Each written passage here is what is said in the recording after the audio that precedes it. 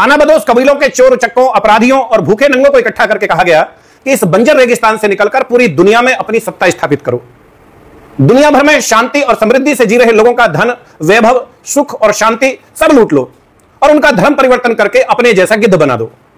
जो ना माने बेधड़क उनकी हत्या कर दो, उनकी बहन बेटियों की इज्जत लूटो और माले गनीमत समझकर आपस में उसे बांट लो। विस्तारवाद के युद्ध में जीते तो विजेता कहलाओगे, मर गए तो शहीद, और फिर 72 तो ऊपर मिलेंगी ही, 130 फुट लंबी।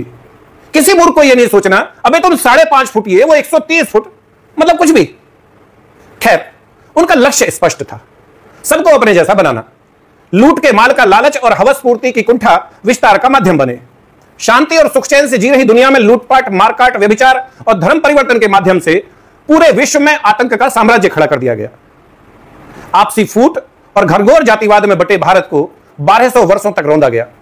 1946-47 में धार्मिक आधार पर 22 लाख सनातनियों का कत्ल करके भारत माता का विभाजन कर दिया गया। जबरन पाकिस्तान और पूर्वी पाकिस्तान बना दिया। बाद में वही पूर्वी पाकिस्तान एक अलग देश बांग्लादेश बन गया। चलो जान छूटी, अब तो हम शांति से रहते, अब तो हम शांति से जीते। पर नहीं, धार्मिक आधार पर विभाजन करने के बावजूद भी रणनीति के तहत उनकी लगभग आधी जनसंख्या भारत में ही रह गई, नेहरू और गांधी की शह पर। भारत में बचे रह गए उन लोगों की एकजुट वोटों के सहारे सत्ता में बने रहने के लालच के कारण नेहरू ने उनकी अंधाधुंध बच्चे पैदा करने की साजिश की ओर से अपनी आंखें मूंदे रखी। बाद में नेहरू की बेटी इंदिरा तो एक कदम और आगे बढ़ गई और सनातनियों की नसबंदी शुरू करा दी। लगभग 40 साल चले परिवार नियोजन कार्यक्रम का परिणाम यह हुआ कि आज सनातन समाज का युवा एक बच्चे तक सीमित रहने लग पड़ा है। दूसरी ओर एक बहुत बड़ी साजिश के तहत 8-8, 10-10 बच्चे पैदा करने वालों के कारण आने वाले कुछ वर्षों में वो आबादी फिर से भारत की कुल आबादी का 25% हो जाएगी।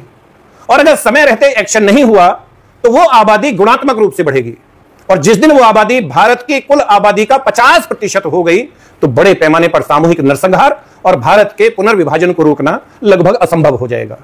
इसलिए अभी आवश्यक हो गया है कि सबसे पहले जनसांख्यिकीय संतुलन की समस्या के समाधान के लिए कड़े दंडात्मक प्रावधानों वाला जनसंख्या नियंत्रण कानून बनाकर सभी के ऊपर समान रूप से लागू किया जाए। 11 जुलाई को हर वर्ष देश के अधिकांश जिला मुख्यालयों पर जनसंख्या समाधान फाउंडेशन अथवा राष्ट्रीय हिंदू फ्रंट के नाम से धरना प्रदर्शन और माननीय प्रधानमंत्री भारत सरकार के नाम ज्ञापन दिया जाता रहा है। अब इससे काम नहीं चलेगा ना, इससे काम नहीं चलेगा। यह हमारे अस्तित्व और बच्चों के भविष्य का सवाल है। अब चूके तो आने वाली पीढ़ियां हमें कभी माफ नहीं करेंगी। जरूरी है इस बार देश का हर हिंदू, मतलब हर हिंदू, हर सिख, जैन, बौद्ध 11 जुलाई को अपने घर, दुकान, नौकरी, खेत खलिहान से 2 घंटे का समय निकालकर सुबह 10 बजे अपने जिले की कलेक्ट्रेट पे पहुंचे। आह्वान भले ही राष्ट्रीय हिंदू फ्रंट ने किया हो, इस बार सभी हिंदू बड़ी संख्या में एकजुट होकर जनसंख्या नियंत्रण कानून की मांग पर मुखर होकर आवाज उठाएं। देश भर में सनातन एकता का ऐसा सैलाब नजर आना चाहिए कि प्रधानमंत्री जी को यह विश्वास हो जाए कि जातिगत भेदभाव से ऊपर उठकर तमाम सनातन समाज उनकी सरकार के साथ है। अभी से जुट जाइए। धरातल पर बैठक तो खैर करनी ही पड़ेगी, इसके साथ साथ इस अभियान को सोशल मीडिया के माध्यम से भी फैलाइए, अधिक से अधिक फैलाइए। हर हर महादेव, हर हर महादेव, जय हिंदू राष्ट्र। और हां, कोई भी जानकारी अगर लेनी हो तो please feel free to contact us on 93-100-73539 और 9810809050। धन्यवाद।